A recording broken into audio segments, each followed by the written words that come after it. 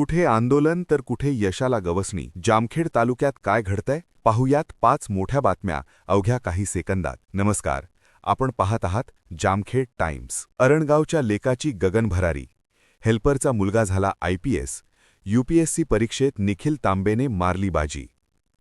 जवळेश्वर देवस्थानचा होणार कायापालट. पुण्यश्लोक अहिल्यादेवी होळकर यात्रास्थळ योजनेत समावेश. देवस्थानाला मिळाला B वर्ग दर्जा. जामखेड बंदचे आंदोलन स्थगित. साखळी उपोषण अद्यापही सुरूच. अतिक्रमणावर तोडगा निघेना, जनतेत संताप. अर्थसंकल्पातून विकासाची मोठी तरतूद.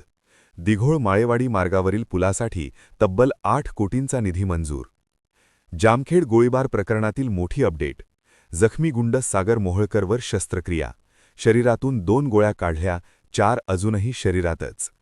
अशाच क्षणोक्षणीच्या अपडेट्ससाठी पाहत रहा जामखेड टाइम्स.